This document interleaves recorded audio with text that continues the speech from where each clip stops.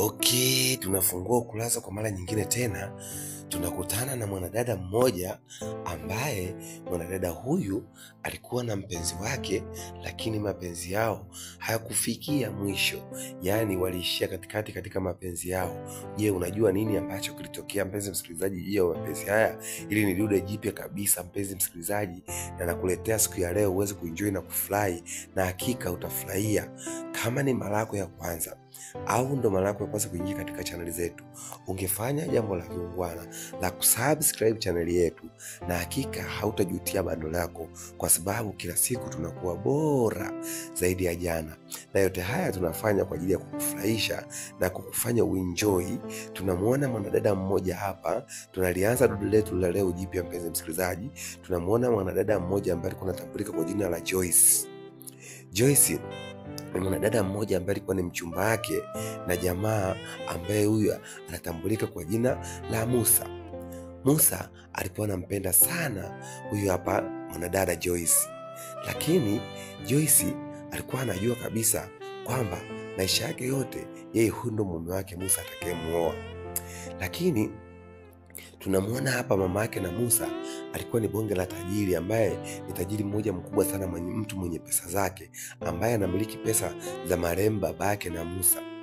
Hivyo tajiri huyu ambaye ni mwanamama huyu alikuwa kila siku akimsihi mwanaye aweze kuoa, lakini mwanaye kila siku alikuwa akimwambia mama, subiri, bado sijapata mwanamke bora wa kumuoa. Subiri, bado sijapata mwanamke bora wa kumuoa.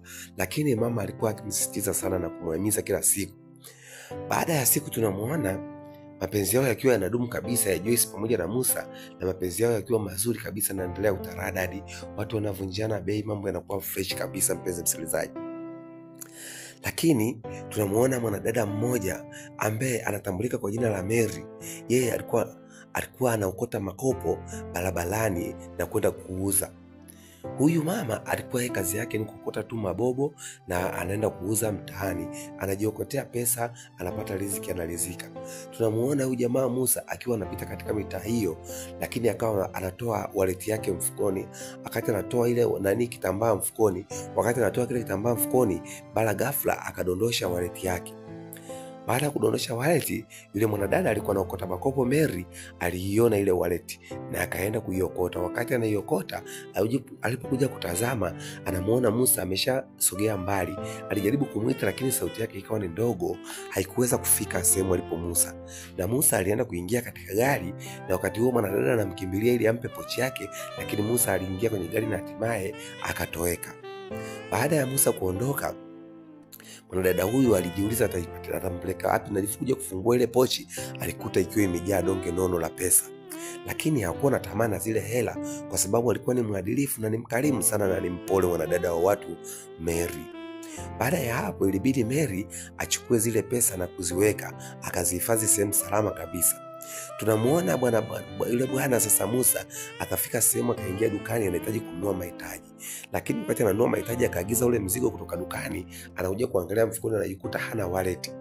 Ndipo aliposhtuka na kujua kwamba wallet yake hana. Ilibidi arudishe mzigo wa watu dukani na kumwambia, nimepoteza wallet yangu, subiri nitakapoipata nitaurudia mzigo wangu, nitakuja kuuchukua. Basi yule kaka wa dukani alipokea ule mzigo na kuhifadhi ndani. Ilibidi jamaa Musa aingiuze gari chapu na kuelekea kule alipokuwa ametoka, huenda labda anaweza kaiona pochi yake. Lakini alipofika tunamuona mwanadada naye alimuona, akamwambia, wewe nahisi kuna kitu unatafuta? Musa akamwambia, ndiyo, naam, natafuta wallet yangu, nilipoteza, sielewi nimedondoshia wapi. Basi akamwambia, subiri. Mary akaingia ndani na kumletea ile pochi, akamwambia, pochi yako hii hapa, mimi niliiokota. Basi yule Musa alitoa pesa na kutaka kumpa kwa ajili ya asante, ya kushukuru kwamba vitu vyake vyote vimefukuzwa salama katika pochi yake. Lakini mwanadada Mary alikataa na kumwambia, siwezi kupokea hiyo pesa, mimi nimekusaidia tu kama nimewasaidia binadamu wengine. Akamwambia, hapana, pokea hii pesa kwa sababu ni halali yako, nimeamua kutoa kutoka moyoni mwangu kukusaidia wewe kama zawadi kwa sababu umenisaidia. Lakini Mary alikataa na kumwambia, hapana, siwezi kutumia, wala sitaki kabisa hiyo hela. Basi Musa alishukuru na kuingia kwenye gari na kuondoka zake na kwenda nyumbani. Alipofika nyumbani, lile tukio aliamua kumwadisia mama yake mpenzi kizazi. Alimwambia, mama, nimepoteza wallet yangu siku ya leo na ilikuwa na kila kitu, vitambulisho pamoja na pesa, lakini kuna mwanadada aliokota, na pia huyo mwanadada baada ya kuikota alinirudisha pochi yangu ikiwa ni salama kabisa, na nimejaribu kumpata pesa akakataa kupokea pesa. Mama akamwambia, Mungu ashukuriwe jamani, asante. Kuna binadamu wapo wema duniani. Kuna binadamu wengine bado wanatenda wema duniani. Huyo ni binadamu mwema sana. Hakika ilipaswa kushukuriwa sana, kwa sababu ukishapoteza kila kitu, sasa ni bahati nzuri umepata mzigo wako. Mshukuru sana Mungu kwa sababu haujapoteza. Ingekuwa mtu mwingine angekaa na hiyo pochi na asingekuonyesha kwa sababu ina pesa, lakini huyu mwanadada amekuwa mwaminifu kwako. Hakika bado kumbe binadamu wapo duniani. Basi alifurahi sana na kuongea, akamwambia, hivi Musa, hivi vipi swala ninalokuambia kila siku kuhusu kuoa? Unajua ni matatizo makubwa sana unayonisababishia mimi. Kwa nini usioe? Una maana gani kutaka kutochelewa kuoa kila siku? Musa akamwambia, nitaoa, lakini mama, hebu naomba subiri kidogo. Mama akamwambia, mwanangu, subiri nikwambie kitu. Mimi namiliki pesa za marehemu baba yako, na hii kampuni ni ya marehemu baba yako. Lakini kumbuka, hii kampuni kuna watu ambao wameshareholder. Kwa hiyo kuna shareholder ambao wameshare kwenye kampuni hii ya baba yako, ambao hawa shareholder nao wanahitaji kupata mtu atakayesimamia, kwa sababu mimi nakaribia kustaafu, muda wangu wa kustaafu umekaribia. Hivyo natakiwa ninapostaafu inabidi wewe mwanangu ndo ulisi kusimamia hichi kiti cha CEO, kwa sababu wewe ndo mmiliki na mmiliki wa hizi mali za babako. Lakini sasa kutokana na masharti ya kampuni hauwezi kumiliki hii kampuni wakati haujaoa. Hivyo mimi nimekaribia miezi 3 imebaki ya kutaka kustaafu. Kwa hiyo kabla ya hii miezi 3, na tafadhali nakuomba jitahidi uweze kuoa. Musa akamwambia, basi sawa mama, nitalifanyia kazi hilo. Basi ndipo alipoanza kuhangaika huku na huku kutaka kufanikisha mambo yake ili asimkwaze mama yake. Na mama yake alikuwa ameshamwekea msisitizo kwamba kabla sijamaliza hii miezi 3 ya kustaafu inabidi wewe umeshaoa ili niweze kukumilikisha hii kampuni, kuwa CEO kwenye kampuni ya baba yako. Basi mama alishukuru na kufurahi alipoona mtoto wake amekubali. Basi binti yake siku hiyo akiwa amekaa nyumbani, mama yake akiwa amekaa nyumbani na kijana wake Musa, ndipo mpenzi wake alipokuja sasa akaja kumtembelea, ambaye ni Joyce. Joyce baada ya kufika akamsalimia Musa na akamsalimia na mama. Mama akamwambia, hakika mnapendezana sana. Musa, huyo ndo mwanamke wa kumuoa sasa. Kwa nini unachelewa sasa, unasubiri nini? Musa akamwambia, nitamuoa mama, haina shida. Basi alimwambia, mpenzi wangu, nahitaji kuja leo usiku, na shida na wewe, nataka kuja kuongea na wewe, kuna kitu nataka nije nikwambie. Basi yule mwanadada Joyce alimwambia, hakuna shida, karibu sana. Basi siku hiyo Musa akawa hakwenda kwa sababu ya kazi zake zilikuwa zimembana, hivyo hiyo siku akawa hakwenda. Mama alimuuliza, imekuaje, umefanikisha mambo yako? Akamwambia, nataka nikamvishe pete ya uchumba Joyce, lakini sitaki afahamu, nataka nimfanyie kama surprise. Basi mama alifurahi akasema, jambo jema, nimefurahi sana mwanangu kwa kukua na kufikiria vitu kama hivyo. Basi baada ya hapo Musa alikaa akatulia, akafanya shughuli zake. Alipomaliza alienda kumtembelea kidogo tena na yule mwanadada Mary. Akamkuta yule mwanadada Mary amebadilisha biashara, siku hizi anauza biashara ya matunda, machungwa. Alifika na kumsalimia na wakaongea, wakapiga story 2-3. Wamekuwa sasa marafiki kutokana na kile kitendo alichomwokotea pochi yake. Hivyo wamekuwa marafiki, mara kwa mara amekuwa Musa akimtembelea na akiendelea kuongea na yule mwanadada. Na mwanadada amekuwa akifurahishwa na story 2-3 wanazopiga na Musa, amekuwa akienjoy na akifarijika kwa kweli. Basi alipotoka pale kwa yule mwanamama akaondoka moja kwa moja na kuelekea mpaka kwa mpenzi wake. Alikuwa ameenda kumvisha pete mpenzi wake. Alienda kwa kificho bila kumpa taarifa yoyote. Alipofika anaingia ndani tu, anakuta mlango uko wazi. Baada ya kuingia kupitiliza mpaka chumbani, anakuta mpenzi wake Joyce anazagamuliwa na mwanaume mwingine. Maskini ya Mungu, oh my God! Yaani Musa ameshuhudia live akiona kwamba mwanadada Joyce mpenzi wake ambaye ni mchumba wake mtarajiwa anazagamuliwa, tena akiwa kitandani kwake analiwa mzigo live. Basi moyo ilimuuma sana. Musa alishtuka sana na kuangalia chini, akasema, Joyce, wewe ndio unanifanyia mambo kama haya kweli? Joyce akamwambia, Musa hapana, si no. Musa akasema achana na mimi. Musa akaondoka na kufunga mlango na akaondoka na kuelekea nyumbani. Alipofika mama mzazi alimwambia, mbona leo umerudi mapema sana mwanangu? Sikutegemea kama ungekuja mapema hivyo. Na uliniambia leo unaweza usirudi. Je, imekuaje huko? Mama akamwambia hamna shida. Akamwambia vipi Joyce umemkuta? Akamwambia Joyce sijamkuta, nimefika nikakuta hayupo. Lakini bahati nzuri tu nikimpata hewani nitakujulisha mamangu, haina shida. Akawa amemficha mama yake lile tukio la kumfumania Joyce. Basi mama akamwaga akamwambia haina shida, basi usiku mwema, acha mimi nikapumzike. Basi akamwambia haina shida. Musa akakaa anawaza sana. Mawazo alipomzidi aliamua kushindwa kuvumilia, akaamua kutoka na kwenda kwa rafiki yake Joyce walau kupeana mawazo mawili matatu. Kwa rafiki yake Mary. Baada ya kufika kwa rafiki yake Mary, wakawa wanapiga story na kana mhadisia. Mary, rafiki yangu, hivi unajua kilichonitokea? Akamwambia kitu gani ambacho kimekutokea? Akamwambia mimi na mchumba wangu ambaye nilikuwa nataka kumuoa na hivi karibuni anaitwa Joyce. Lakini cha ajabu nilikuwa nimepanga kwenda kumvisha pete ya ndoa. Nimefika kule nikakuta ana mwanaume mwingine. Ina maana amenigeuka na kunisaliti. Maskini ya Mungu. Joyce alisikitika sana. Na ni Mary alisikitika sana, akasema, kwa nini Joyce ameamua kufanya kitu kama hichi? Mbona ni kitu cha hatari sana. Kama mpenzi wake unamwamini na kumjali na unamthamini, kwa nini sasa ameamua kufanya kitu kama hicho? Musa akamwambia mimi mwenyewe sifahamu rafiki yangu. Huwezi amini, yani nimeenda kwa furaha zote, nilikuwa nimeenda na pete ya uchumba kabisa. Lakini nimefika nimemkuta anazagamuliwa na mwanaume mwingine, tena bila hata aibu. Kweli? Akamwambia Dakoli amefanya kitu kibaya sana. Hakika kitu alichokifanya sijakipenda kabisa. Mary akiwa anaongea alijisikia uchungu na kuumizwa sana na hichi kitendo ambacho Musa amefanyiwa. Basi baada ya hapo Musa alimaliza kupiga story, akamwambia bana Mary, ngoja mimi niondoke. Akawa amemwaga Mary na kuondoka. Baada ya kufika nyumbani, akawa amekaa kalala zake. Kesho asubuhi alipoamka, akawa anajiandaa kwenda ofisini. Mama yake akamuita akamwambia, mwanangu, imebaki mwezi mmoja mimi ni staafu.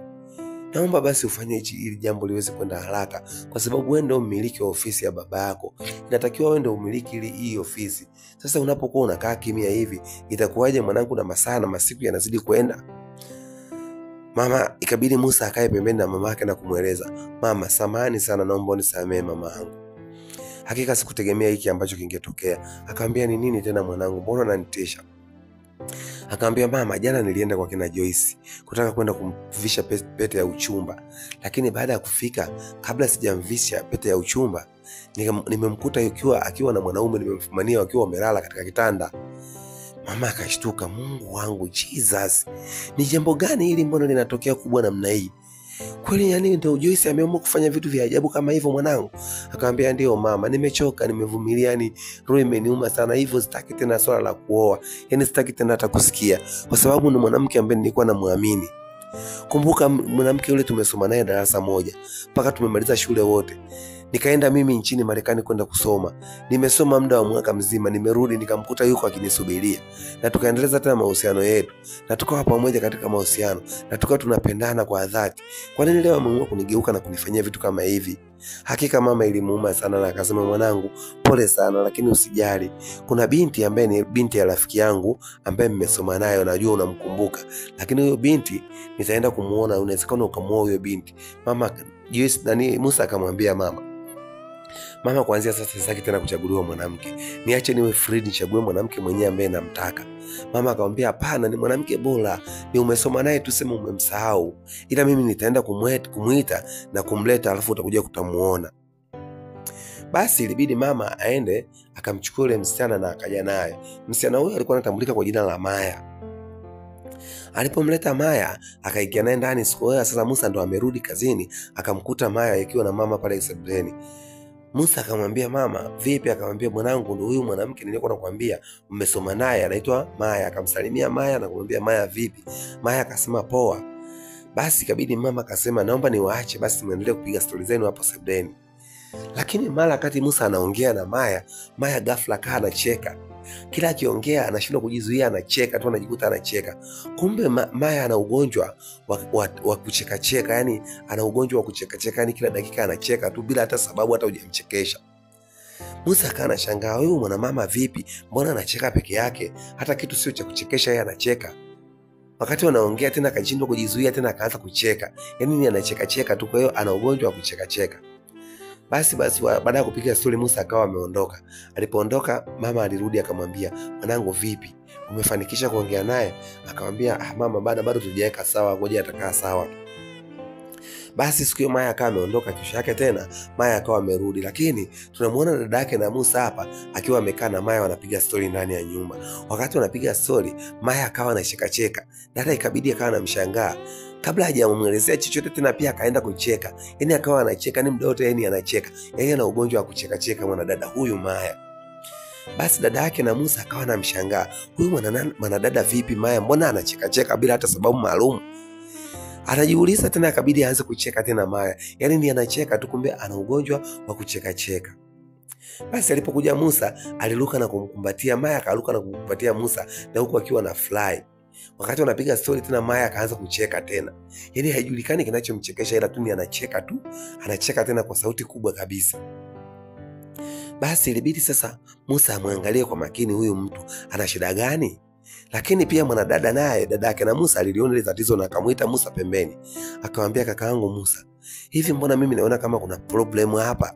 Akamwambia, "Kuna tatizo gani mbona sikuelewi mdogo wangu?" Akamwambia, "Umuone huyu unayetarajiwa kuwa wifi yangu, yaani ni anacheka tu. Hivi unaweza ukamwoa mwanamke wa design kama hii kweli? Anacheka tu bila hata sababu, hata hajachekeshwa anacheka tu." Musa akamwambia, "Sasa ndo machaguo ya mama yako. Mama yako ndo amenichagulia na kuniambia huyu ndo mwanamke nitakayemuoa. Na mimi mwenyewe sielewi, namuona tu anacheka, hajielewi na anacheka tu." Wifi yake akamwambia, ambaye ni dada yake na Musa, akamwambia, kwa kweli mama kitu alichokichagua mimi sijakipenda. Siwezi nikakubaliana na mtu kama huyu. Hivi hata tutakuwa natembea naye naona aibu, mtu ni anacheka tu. Si hata wanaume wanaweza kusema ni malaya, anacheka tu hata bila sababu, hajachekeshwa anacheka tu. Hapana bwana, mimi siwezi kutembea naye mtu kama huyu." Basi Musa akamwambia, "Bana, hebu kila kitu kitaenda sawa. Tushukuru tu Mungu kwamba mambo yatakuwa fresh, lakini kila kitu kitaenda sawa." Basi dada akamwambia, "Basi hamna shida, nashukuru kaka, lakini kuwa makini, hebu kaa ulifikirie kwa makini." Musa alienda na kukaa kwa utulivu na kukaa peke yake, akawa anafikiria na kufikiria zaidi. Alipokuwa akifikiria sana, akajifikiria kwamba ngoja aende kwa asiwe binafsi, aende kwa rafiki yake. Akaenda kwa rafiki yake Mary, amekuwa ni rafiki yake na kama mshauri wake wa karibu. Akafika akamwambia Mary, "Hivi unajua kuna tukio ambalo limetokea la ajabu sana." Akamwambia, "Tukio gani?" Akamwambia, "Mamangu ananitafutia mwanamke, lakini huyu mwanamke mimi kama sijamuelewa na wala simpendi. Nashangaa mwanamke ni ana tabia za kucheka tu, anajichekesha tu." Akamwambia, "Sasa kwa nini mama yako akutafutie mwanamke? Ina maana wewe huwezi kutafuta mwanamke?" Musa akamwambia, "Na uwezo wa kutafuta mwanamke ninayempenda, lakini sijampenda huyu mwanamke kiukweli. Sasa mama analazimisha mimi nimuoe, lakini hapana, mimi siwezi kumuoa." Hasa Mary akamwambia, "Sasa utafanyaje? Inabidi tu umuoe kwa sababu sasa ndo mchumba aliyokuchagulia mama yako." Akamwambia, "Hapana, mimi siwezi kumuoa mwanamke kama wa design kama hiyo. Mwanamke anacheka hata hajielewi, na fly tu muda wote ni kucheka tu." Basi akawa ametoka pale kwa rafiki yake Mary. Baada ya kupata ushauri kidogo, akawa amerudi nyumbani na akawa akifikiria zaidi. Baada ya kufikiria, kesho yake mama akamuita akamwambia, "Mwanangu, zimebaki siku 4 tu. Hasa siku 4 mimi nitafanyaje mwanangu? Kama hujafunga ndoa na huyu mwanamke inakuaje?" Musa akamwambia, "Nitalifanyia kazi hilo mama, lakini nataka nikwambie tu ukweli. Huyu mwanamke mimi ambaye umeniletea, ambaye ni Maya, mimi siwezi kumuoa mamangu. Kiukweli nakwambia ukweli, siwezi kumuoa mwanamke wa design kama hii." Mama akamwambia, "Hivyo mwanangu na kichaa au umechanganyikiwa au umeanza kuwa chizi sasa hivi? Kwa nini usimuoe huyu mwanamke? Ana shida gani?" Akamwambia, "Mama, ina maana wewe huoni? Ina maana mwanamke umuelewi, anacheka tu bila sababu. Hata hujaongea naye anacheka tu. Hamna kitu ambacho kimemchekesha, ni anacheka. Hasa huyu mwanamke wa design kama hii utakaa naye kweli? Utamuoa mwanamke wa design kama hii?" Mama akamwambia, "Kwani kucheka ni tatizo gani? Je, angekuwa ananuna ungesema ananuna sana?" Mama akamwambia, "Unabidi umuoe mwanamke." Musa akamwambia, "Mama, hapana. Siwezi kumuoa mwanamke wa design kama hiyo. Kwanza mimi na mchumba wangu ambaye nataka nimuoe, nimeshamtafuta tayari, ambaye nampenda mwenyewe." Mama akashangaa akamwambia, "Mchumba wako? Basi mlete tumuone." Lakini Musa aliongopa tu, hana mchumba yoyote. Basi ilibidi aondoke kufika kwa rafiki yake Mary na akamueleza ile tukio. Akamwambia, "Mary, naomba unisaidie, kuna tatizo ambalo limenisibu." Mary akamwambia, "Tatizo gani tena Musa?" Akamwambia, "Nimemdanganya mamangu na kumwambia kwamba mimi na mchumba ambaye nimeshampata, siwezi kumuoa yule mwanamke wa design ya kucheka. Muda wote anacheka, hata haelewi, hata hajachekeshwa anacheka. Kwa hivyo siwezi kumuoa mwanamke kama huyo." Nikamwambia, "Mama, na mchumba nimemdanganya. Hivyo naomba basi ujifanyie hata mchumba wangu asili. Halafu hata tukishamaliza tu swala la kujitambulisha uchumba pale, basi mimi tunaishia hapo, hata tufanye tu uongo, tuigize kwa ajili ya mama." Mama akamwambia na Mary akamwambia, kwa nini unafanya jambo kama hilo Musa? Mimi siwezi kuwa mchumba wako hata siku moja, hata kama ingekuwa ni maigizo, hilo haliwezekani. Basi Mary alikasirika na kuondoka kwa hasira. Musa akajua nimeshamkosea mpenzi wangu, ilibidi akae kwa kufikiria atafanyaje sasa. Baadaye alikuja amtafute kumuomba msamaha, akawa amemuomba msamaha na kumwambia Mary, nilikuwa nakwambia tujifanye kama tunaigiza tu, sio mapenzi ya kweli, ilikuwa ni kuigiza tu. Mary akamwambia, lakini umenikwaza sana. Wewe unaniambiaje mimi unioe mimi wakati wewe unajua kabisa? Akamwambia, lakini ni swala tu la kuigiza. Basi Mary alikuwa na tatizo ambalo pale alipokuwa anauza kibanda chake cha machungwa, kulikuwa kuna tatizo, anataka afukuzwe pale kutokana na watu walikuwa wanataka wanunue lile eneo, na alikuwa anataka afukuzwe aende akafanye sehemu nyingine akatafute kazi. Basi msikio Musa akawa amemwambia kwamba nitakusaidia jambo hili la kutafutia sehemu ya kufanya kazi, lakini kwa nini unapenda kufanya biashara tu hii moja? Maana huwezi kubadilisha biashara. Mary akamwambia, unavyoniona mimi hapa ni mhitimu wa chuo na nina vyeti vyangu kila kitu, lakini sitaki kutafuta kazi kwa sababu kuna matatizo ambayo yamenisibu, ndio maana sitaki naishi katika hali hii. Akamwambia, kumbe wewe ni mhitimu wa chuo kabisa, kwa nini sasa hata usitafute kazi kwenye makampuni? Akamwambia, na uwezo kutafuta kazi kwenye makampuni, lakini sitaki kutokana na matatizo yaliyonikuta. Je, ni matatizo gani ambayo alimkuta mwanadada huyu Mary mpaka anaamua kuuza matunda mtaani na ana degree na ana vyeti vyake? Basi ilibidi Musa aondoke na kwenda nyumbani. Lakini siku hiyo Mary akampigia simu ghafla, akamwambia, na tatizo, tunataka tufukuzwe tena hapa, amekuja yule mtu anataka kutufukuza. Ikabidi Musa akamwambia, basi sasa nitakutoa nikupeleke sehemu ambayo ni nzuri ambayo utafurahia. Lakini Mary akamwambia, na lile tatizo ambalo ulikuwa unakusaidia linakutatiza, mimi nimekubali kukusaidia, nitakusaidia, tutafanya kama uongo, lakini tuweze kufunga tu hiyo ndoa ya kiuongo ili wewe uweze kutimiza jambo lako la kumsaidia mama yako na kukabidhi ofisi ya kampuni. Basi alifurahi sana Musa na kumwambia, basi haina shida, nitakuchukua na kwenda kukutambulisha. Basi kweli haikuwa na iana, Musa alimchukua Mary na kumpeleka kwenye saluni, akampiga makeup, akampendezesha, akampiga wigi la maana, akawa mrembo, dada akawa ni mzuri, mpaka Musa mwenyewe akadata, akaanza kushangaa. Akasema, kweli ndio mwanamke huyu nilikuwa namuangalia kwa dharau na kumdharau, kumbe ni mwanamke bomba hivi. Hakika Mary alionekana ni mrembo mzuri sana. Mpaka Musa mwenyewe alianza kubadilisha sasa ile mawazo ya kusema kwamba wafunge ndoa ya uongo, alitaka sasa iwe ndoa ya kweli. Ndipo alipomfuata na kumwambia Mary, tafadhali nakuomba, please, nakupenda kiukweli, naomba tufunge ndoa ya ukweli, tusiigize wala tusifanye uongo. Mary akamwambia, hapana, mimi siwezi kuolewa na wewe ushachaguliwa mwanamke na unasema mimi ndio ni mpenzi wako wa uongo, sasa itakuwaje tena niwe mpenzi wako wa kweli? Musa akamwambia, natamani uwe mpenzi wangu wa kweli, na kuomba Mary, badilisha tu huo msimamo wako wa kusema tunafunga ndoa ya uongo, tufanye ndoa ya kweli. Basi Mary baada ya kuomba sana na kubembelezwa kwa muda sana, ilibidi Mary tu amkubalie kwa sababu hakuwa na jinsi, na amemwona kwamba Musa ni mkarimu na ni mpole na wamekuwa urafiki kwa muda mrefu na amemwona hana shida kabisa. Basi ilibidi amkubalie. Basi Musa alimkumbatia kwa furaha kubwa sana na akampiga mabusu na kusema, sasa wewe ni mke wangu kuanzia sasa. Basi walikaa na kufikiria, akasema sasa tupange siku ya kwenda kujitambulisha. Ilibidi siku hiyo ampeleke sasa kwa mama yake na kutangaza kwamba mama yake aite watu na kumtambulisha mpenzi wake kwa mara ya kwanza. Basi siku hiyo wakati wameshaandaa watu na wameandaa watu wakiwa ni wengi kabisa, basi ndipo siku hiyo wanamuona bwana bibi harusi na baba harusi wakiwa wanaingia kwa kwembe na bashasha, wakiwa wanafika sehemu ambapo inatakiwa kutambulishana katika uchumba wao. Baada ya kufika pale, wakati kabla hawajatambulishana, basi ilibidi awatambulishe kwa marafiki na pia akaenda kumwambia mama yake ili aje amtambulishe kwa mpenzi wake huyu ambaye ni Mary. Mary akati ametulia pale, basi alipofika mama, alipomuona Musa akamwambia, mama, huyu ndo mchumba wangu anaitwa Mary. Mama akashtuka akasema, Mary? Huyu mbona anaitwa Yasinta? Mama akashangaa. Na pia dada yake na Musa akasema, kweli huyu ni Yasinta, tumesoma naye. Mungu wangu. Musa baada ya kusikia hivyo kwamba huyu dada amemdanganya na kuambia anaitwa Mary kumbe anaitwa Yasinta, ilibidi Musa achukie na kuondoka. Alikasirika sana na pia uchumba pale ukawa umevunjika. Akawa ameondoka na kwenda nyumbani akiwa na hasira. Mama akamfuata akamwambia, umekuaje tena? Akamwambia, sasa kama mwanamke kanidanganya na maana gani kwangu? Hana maana yoyote ya kukaa na mimi tena kwa sababu ni muongo. Mama akamwambia, usipaniki kwanza, ungekaa ukamuuliza ana shida gani au ilikuwaje paka kabadilisha, lakini sisi tunamjua ni mtoto wa chifu anaitwa Yasinta. Basi siku hiyo naye Mary akaamua kumfuata Musa na kumwambia kwamba Musa, naomba unisikilize. Haikuwa makusudi yangu mimi kudanganya. Akasema niache kabisa, sitaki hata kusikiliza wala sitaki kuongea na wewe. Hakika wewe ni muongo sana, sitaki hata kusikiliza. Yaani kumbe ulikuwa unanidanganya ukiniona mpumbavu siku zote hizi tunaishi pamoja. Kumbe unaniona kama mimi ni mpumbavu na kuningonga kisogo. Unajifanya wewe ni Mary, kumbe ni Jacinta. Kwa nini unaamua kunidanganya hivyo? Akasema lakini naomba unipe nafasi ya kunisikiliza. Akakataa moja kwa moja na kumsikiliza. Akaondoka Musa kwa hasira na akaondoka na kuelekea nyumbani. Alipofika nyumbani ndipo alipokutana na dada yake. Dada yake akamuita akamwambia, sikiza nikwambie kakaangu Musa, Mary ni mwanadada mmoja ambaye ni mstaarabu sana na ni msichana mmoja mzuri sana.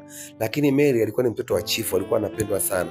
Lakini babake baada ya kufa, Mary alisomeshwa na ndugu zake, wajomba zake walimsomesha na akaenda hadi chuo tukasoma naye, na alikuwa chuo na alikuwa anafanya vizuri sana.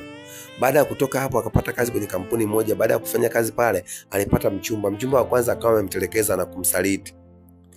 Akaja akatulia, akaja akapata mwanaume mwingine tena. Mwanaume yule mwingine naye alikuja akamuumiza sana Mary, alikuwa akimnyanyasa na kumpiga mara kwa mara. Mary akaamua kuachana naye.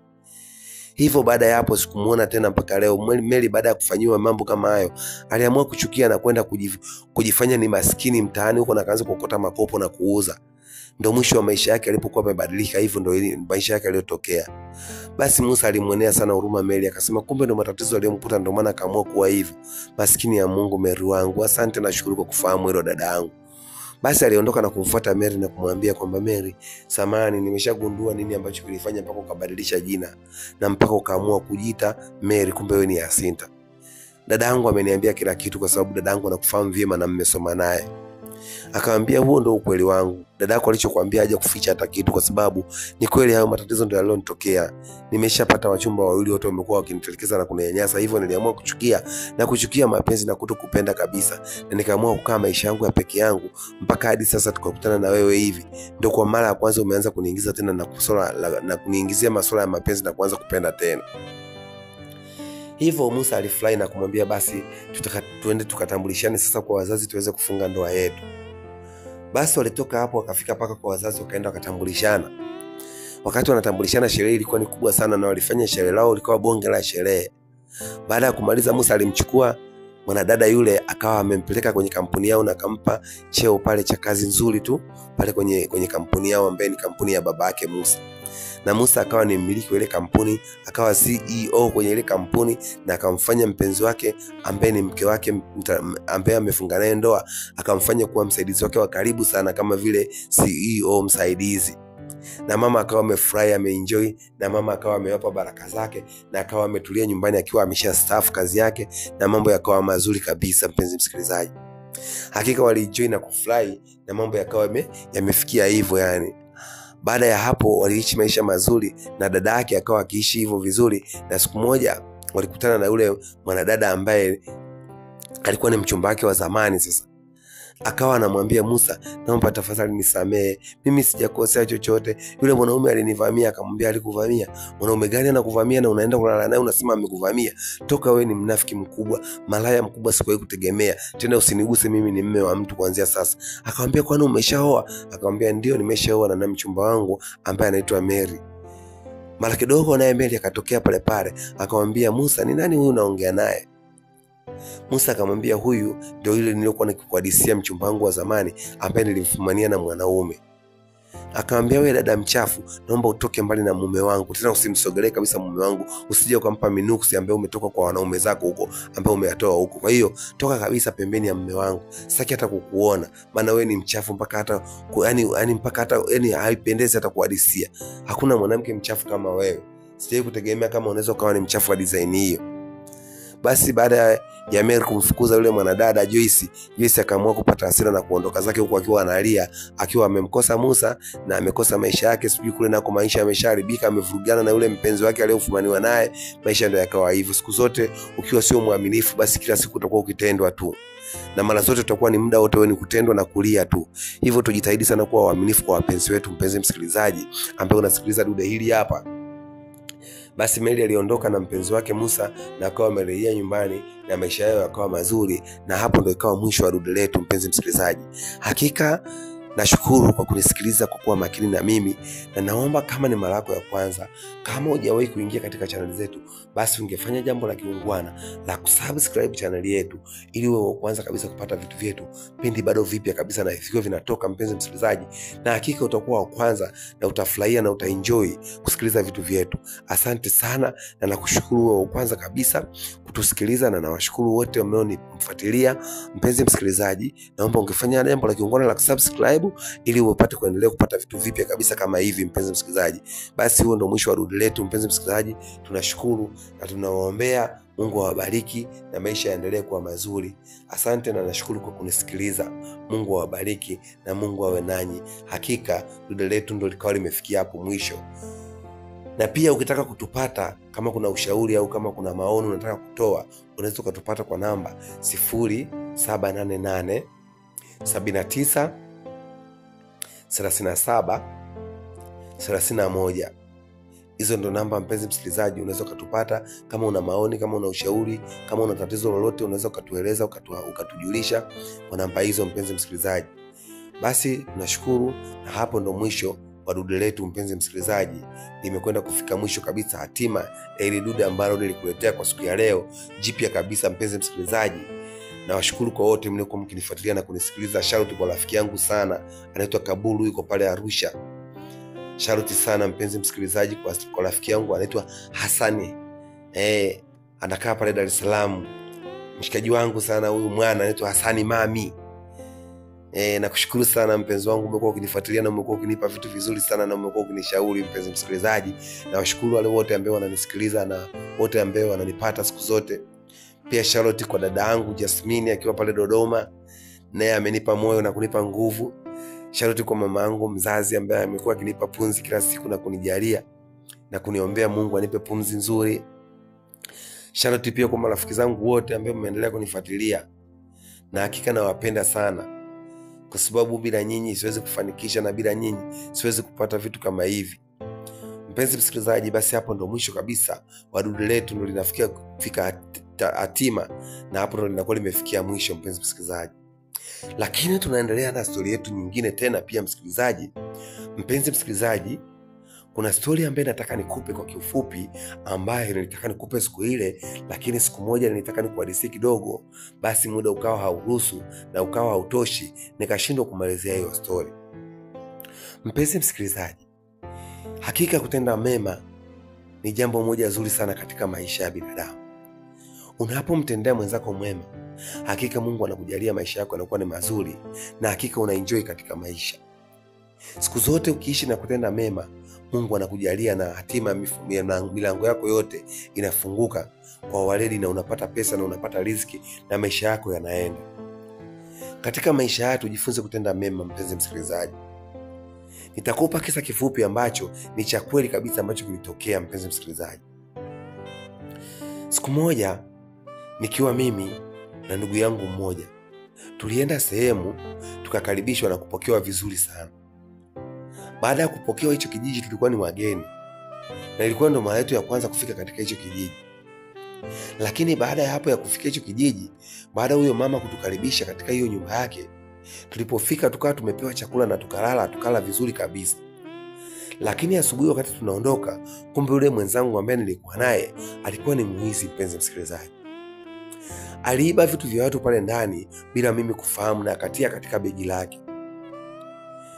Tukaondoka tukiwa mimi sifahamu chochote, tukawa tumeondoka na kuelekea huko nyumbani kwetu ambako tulikuwa tukiishi. Baada ya hapo, mpenzi msikilizaji, siku moja nikawa nimetoka tena na kutembea kufika katika kile kijiji ambacho tuliendaga siku ile. Baada ya kufika pale, ndipo nilipowakuta wale wenyeji. Walishangaa sana kuniona na kuniambia, baada ya kuwakaribisha siku ile mlipolala kwetu, kuna baadhi ya vitu vilipotea, na hivyo tulikuwa tukiwatafuta. Kwa hiyo sasa tumekuona, imekuwa ni afadhali. Nikamwambia, mama, nashukuru sana kwa kunipa hilo jambo na kunieleza, lakini kumbuka siku ile tulipokuja tulikuwa wawili. Hivyo mimi sikufahamu hivyo vitu ambavyo mimi vimepotea, mimi sikuchukua. Nahisi labda yule mwenzangu ambaye tulikuwa tukisafiri naye labda ndo aliyechukua, lakini kwa sababu mimi namfahamu, naweza nikawaelekeza sehemu alipo na mkafika mkapata vitu vyenu kama mlikuwa mnavihitaji. Na kweli yule mama akaniambia kwamba hakika nakushukuru mwanangu, kwa sababu hata hivyo nilikuwa na mashaka kwamba wewe hujachukua, kwa sababu usingerudi. Siku zote mtu yeyote mwizi anapoiba sehemu hawezi akajisahau tena na kurudi hapo. Hakuna mtu mwenye kumbukumbu kama mwizi. Mwizi anapoiba sehemu hawezi kukaa tena karudi hapo hiyo sehemu, kwa sababu ana uhakika anajulikana na sehemu hiyo alishaharibu, hivyo hawezi kurudi tena. Kwa hivyo kwa sababu wewe umerudi, naamini mwanangu, na nakuamini kwamba wewe haujaiba hicho kitu, bali wewe mwenzako uliokuwa naye ndio aliokuwa anatamani kuiba hivyo vitu vyangu. Basi niliwaelekeza na wakafika hiyo sehemu, na walipofika walibahatika kumkuta kweli, na wakamkamata na wakamweka ndani, na kweli alikuwa amelipa vile vitu, na hatimaye alivilipa vitu vya watu na akaachiwa. Siku hiyo katika maisha yake ya pitapita, katika anatembea tembea, alijikuta amepata shida kubwa sana. Ameingia katika matatizo ambayo hakutegemea kuyapata, lakini wakati ameingia katika yale matatizo akawa amechukuliwa na kupelekwa sehemu ambapo hapajui. Baada ya kupelekwa sehemu ambapo hapajui, maisha yake yalikuwa ni magumu sana, akiwa anateseka, kwa sababu wale watu walikuwa wamempeleka alikuwa amewasababishia matatizo makubwa, hivyo wakawa wanampa adhabu ya kutaka kumuua. Kumbe yule mama yule ambaye alimuibiaga vile vitu, kumbe katika wale ambao walikuwa wamemkamata pale wanakumteka wakati wanampeleka, mmoja wapo baba yake, yani mume wa yule mama, alikuwa anamfahamu. Hivyo akapita ile sehemu akakuta wale watu wamemteka yule mtu na wanataka kumuua. Alipomkuta yule mtu kabidi akawa anaomba msaada, na akiwa porini peke yake, na wale watu wanataka kumuua wakiwa wamezamilia kabisa. Mpenzi msikilizaji, baada yule jamaa kufika, akafika pale katika lile eneo, akawakuta wale watu na akawaambia, ni nini mnachokifanya? Wakiwa wamemfunika gunia yani kwenye uso wake ili asiwaone hao vijana wanataka kumuua. Akamwambia, ni nini hicho ambacho mnakifanya? Akasema, huyu mtu ametufanyia jambo baya sana, hivyo tunahitaji kumwangamiza na kumuua kabisa, ili tupoteze ushahidi kabisa, tupoteze yani asionekane katika hii maisha tena. Ikabidi bwana yule akashangaa, akamwambia, ni nini ambacho amewakosea? Akamwambia, huyu mtu ametufanyia kitu kikubwa sana. Kwanza ameingia ndani kwetu na akafanya tukio la uwizi, afu pili akamkamata dada yetu akambaka na kumuua. Hivyo tunataka tumuue kabisa, yani tumuangamize katika ulimwengu. Hatutaki kupeleka kesi mahakamani mara wala kituoni, kwa sababu ataweza kushinda kesi na katoka. Hivyo tunataka tumuangamize na kumuua moja kwa moja. Ilibidi yule baba akamwambia, subirini kwanza, msichukue sheria mkononi, mngempeleka kituoni ili mwende mkasimamie jambo lenu kwa ufasaha. Lakini wale jamaa wakasema, hatutafanya jambo hilo mpaka tuhakikishe tumemuua huyu mtu. Akamwambia, hebu kabla hajamuua, hebu mfungueni sura yake nimwangalie. Akasema, sasa kama tukimfungua sura yake sitatuona, afu akishatuona matokeo yake yanakuwa nini? Sitakuwa ni hatari? Akasema, nyinyi mfungueni sura nimuone. Basi ndipo walipomfunua lile gunia ambalo walikuwa wamemfunika usoni yule ambaye ni kibaka muizi. Walipomfunua lile gunia kuja kuangalia kutizama, ni mtu ambaye anamfahamu, alishawahi kumuibia kwake, na wakaenda wakamkamata siku za karibuni na wakamweka ndani. Hivyo walikuwa ni msaada wake. Kumbe akasema, nilikuwa nasaidia kiumbe ambacho sikujua kama ni kibaya kwangu. Huyu mtu ni muizi sana, hata mimi alishawahi kuniibia, na pia nishawahi kumkamata nikamweka ndani. Hivyo natoa ruhusa kabisa, muueni, sitaki hata kumuona tena. Na pale pale ndipo walipomuua na wakamtelekeza huko, wakamchimbia shimo na kumfukia. Kwa hivyo maisha yake yakawa yameishia hapo. Kwa hivyo maisha yakawa ni mafupi sana kwake kwa sababu ya uizi, wakati ni mtu ambaye tulikuwa naye. Hiyo ni historia ya kweli kabisa ambaye ilinitokea, mpenzi msikilizaji. Lakini katika haya maisha, usiishi kwa kutegemea maisha kama hayo. Maisha hayo ni mabaya ambayo yanaweza kukutokea ukafanya kitu kibaya. Mwizi ni mtu mmoja mbaya sana ambaye anauawa muda wote na kuchomwa moto. Kwa hivyo usitamani cha mtu wala usiibe cha mtu. Katika haya maisha ni mabaya sana. Siku zote tenda mema na usitende mabaya. Maisha ni magumu sana kama endapo unamuibia mtu, na wakati mtu anahangaika na kutafuta riziki yake afu unakuja unamuibia. Hakika haipendezi. Hakuna kitu kibaya kama hicho, mpenzi msikilizaji. Kwa hivyo katika maisha ndivyo yanavyoenda. Usiibe cha mtu, usitamani cha mtu. Rizika na kile kitu ambacho Mungu anakupa.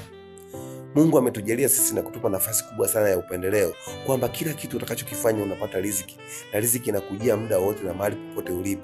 Kwa nini utamani na kwenda kuiba cha mtu? Mpenzi msikilizaji, huo ndio ikawa mwisho wa hiyo story ambayo nilikuwa nakuhadisia kwamba tukio hilo lilifanyika, ambalo la huyo jamaa ambaye alikuwa ni rafiki yangu aliuawa kwa sababu ya uwizi wake. Hakika uwizi ni mbaya sana. Maisha ya uwizi hayafai kabisa. Usije ukatamani na kuiba cha mtu. Fanya kazi zako kwa bidii, pambana na maisha yako, hakika Mungu atakujalia na utafanikiwa. Basi mpenzi msikilizaji, hapo ndio ikawa mwisho wa historia yetu, na Mungu awabariki, na nawapenda sana wasikilizaji zangu. Asanteni sana.